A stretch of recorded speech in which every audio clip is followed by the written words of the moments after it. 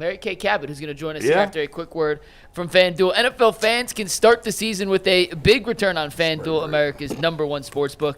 So when you get a hunch in the middle of the game, you can check out all the latest stats, view live play-by-play, and so much more on the same page where you place your bets. You'll get started with $200 in bonus bets guaranteed when you place your first $5 bet. That's at FanDuel.com/UCSS. Never waste a hunch and make every moment more with FanDuel, an official sportsbook partner of the NFL. And with that, Mary Kay Cabot of the Cleveland Plain Dealer joins the show. What's up, Mary Kay? Hey, guys. How you doing? Good, man. Good, Mary Kay. How are you? I'm doing great. Just getting through it all. That's a crazy. Well, the good news, or really bad news, but good news is, Mary Kay, that you got to be used to it at this point. You're covering this team long enough. I am used to it at this point. It's just been crazy for most of the years that I've covered this team. And I thought stability was the order of the day, but right now it doesn't seem to be so. Now, Mary Kay, we've been talking about the DTR thing and the Jameis Winston thing. I've asked, and I've thought about this a little bit. Jameis Winston, there's been a resurgence of quarterbacks out here. I see the Geno Smiths. I see the Sam Darnolds. Baker's playing pretty well. Jared Goff is playing well. Some of these guys have been written off. And you got a guy in Jameis Winston that's sitting there. He's a former number overall picks, throwing for 4,000, 5,000 yards in a season in this league. Is there any opportunity to give him a chance to see what he is and kind of maybe, I don't know, roll with it and see if he could catch lightning in a bottle, kind of like Flacco did? I mean, he is, 30? Is that 30? He's a younger guy. Like, is there any opportunity or chance for that happening, or you think the Browns are going to go with DTR with the youth movement because they want to see what they got in them? Well, I think that they will probably want to see what they have in DTR going forward, because I think they view him as someone that maybe could be their number 2 long-term, or maybe even challenge for the starting job. I don't know if they see it that way or not. I don't know that they view Jameis in that way. I think when they look at potential starting quarterbacks, I think they're probably going to want to go younger. I think they're going to want to go mobile. I don't know if Jameis fits the profile. Remember, he was demoted to number 3 quarterback heading into this Bengals game. So I don't know if that really speaks to me and says, hey, maybe he can be our guy next year. I'm not necessarily feeling that. But what I will say is this. I think that he should start this game against the Ravens. DTR is coming off of a finger injury. He had a hard time gripping the ball in that past game. And you don't want to shatter the confidence of a young guy in a game like this against the Ravens. The moment did seem a little too big for him, even against the Bengals. I would sit him out this game, attribute it to the fact that he's having this finger issue, see how long it takes him to get better from that, and then you have plenty of time to see DTR throughout the rest of the season. I don't think this is the game for that. Mary Kay, this is with the trade deadline approaching and with the season being what it is, will we see the Browns be sellers at the deadline? I think they will be. I think they could still also be buyers, because they have to restock this football team for next year in some areas. So if they see some things, some receivers or some other players out there that they think can help them, I think they will add a few guys as well. But certainly if a player is in the final year of his contract and someone is willing to come along and offer them something decent for it, they will go ahead and make some of those moves. What I don't think they should do is conduct a fire sale and get rid of the Myles Garretts and the Denzel Wards. Because look at the Pittsburgh Steelers. They had to get rid of Kenny Pickett and start all over at quarterback, and they didn't blow up the whole football team. They went out and they got themselves Russell Wilson and Justin Fields, and now they are 5-2 this year. Can you even believe that? But that's Pittsburgh for you. That's Mike Tomlin for you. And that is what the Cleveland Browns, I think, should do. They should find themselves a good starting quarterback somewhere, somehow, in the draft, in a trade, in free agency, and try to keep rolling along. The only thing I'll say about that with the Steelers is credit to them, right? They're 5-2. They're probably going to make the playoffs again. But for the last decade, that's all they've been, is a middling team that wins 8 or 9, well, not 8. Yeah, well, 9 or 10.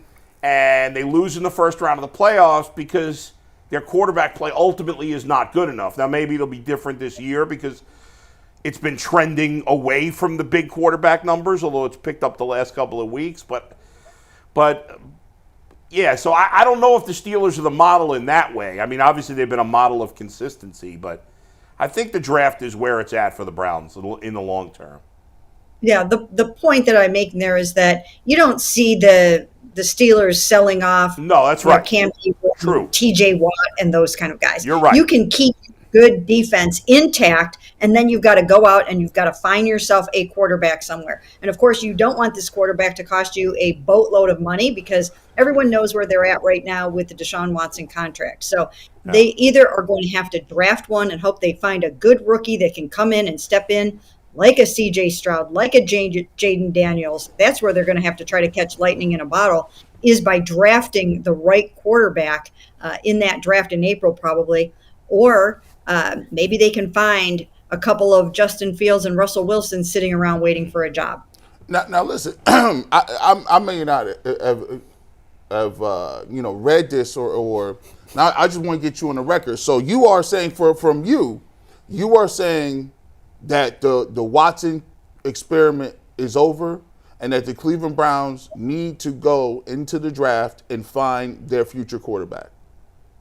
It seems like the Watson experiment is over. I can't say for sure if it absolutely is because you can never say never.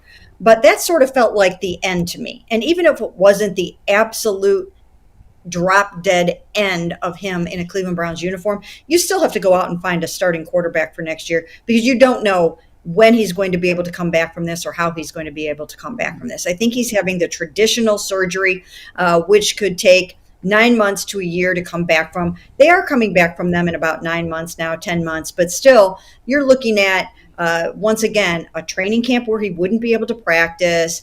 And they were already in, let's see if he's the guy mode. They were already wondering about that. And who knows, maybe they saw enough to tell themselves that they were going to have to already go in another direction. I will maintain that, and I've said this a number of times on this, I think he was put in a really rotten situation this year. I think it was a really, really bad offense for anybody to have to operate in. And I think he could have fared better if he had better talent around him. Let's see what Baker Mayfield's going to do, although they have a pretty good offense and scheme down there. But let's see what he's going to do maybe he's going to be without Mike Evans for a while and Chris Godwin for a while. When you don't have players like that around you, I think it's hard to look good. And when you have all of the offensive line woes and all of the penalties and the schematic problems that the Browns have right now, I just don't think that Deshaun had a chance. But maybe that will be a blessing in disguise for them because it will force them to have to go out and get another quarterback. It will be interesting to see with Baker because Godwin is done for the season. I don't know how long Evans is going to be out, but even if Evans does play, I mean, you go from two great weapons in the passing game to one. So it will be interesting to see how that pans itself out.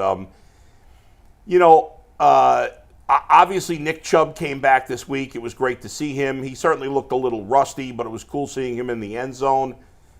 I know, running backs are not worth much these days, but even if they were, and you talked about, and I agree with you, trade the short-termers, not the Myles Garretts. But they wouldn't trade Nick Chubb, even if somebody offered something, would they?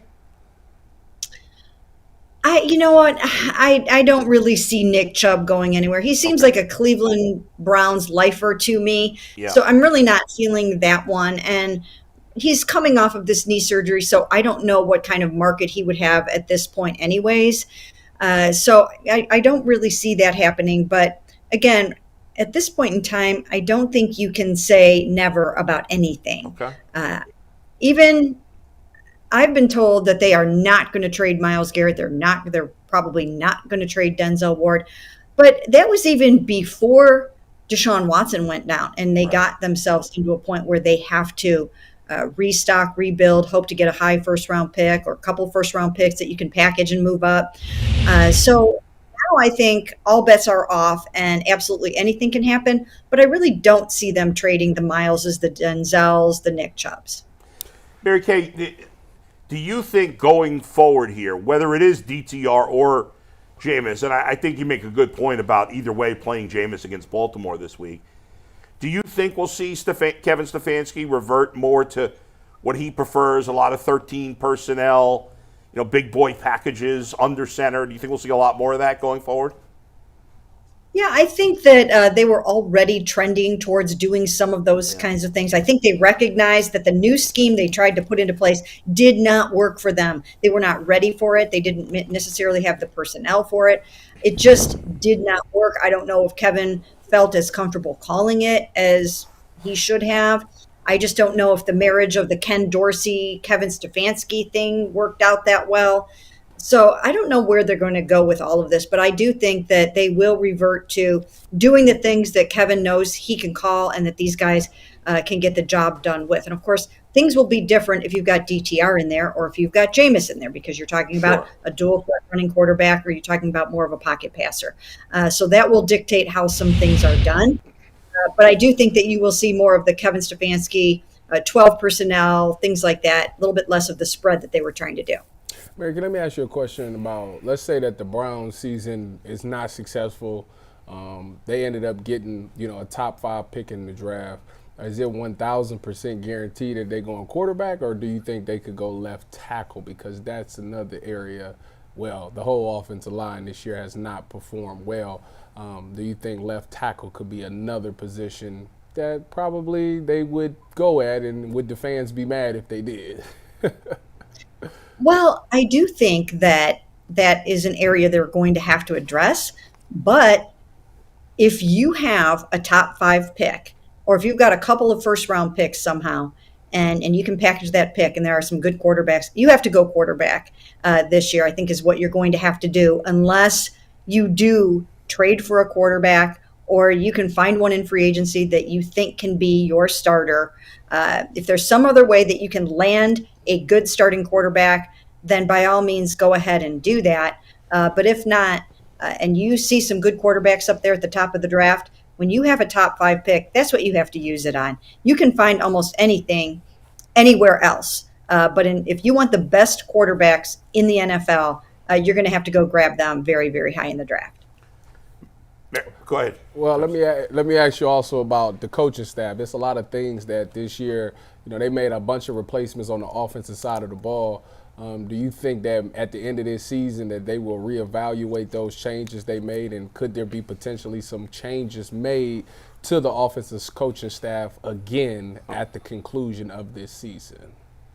Well, I think they're going to have to figure out if the whole Ken Dorsey thing worked, and if that blends well with what Kevin likes to do, and how that's going to go. I think that the offensive coaching staff this year, I think they did not function the way anybody thought that they would altogether. And I think that they really missed the Bill Callahans of the world, and they might have missed Alex Van Pelt and some of the other coaches that they had from last year. So there might be some changes on the offensive staff. As far as head coach, GM, those kinds of things, I don't think those guys are in any kind of jeopardy, but you never really know. When you're dealing with Jimmy Haslam, he's an impatient owner.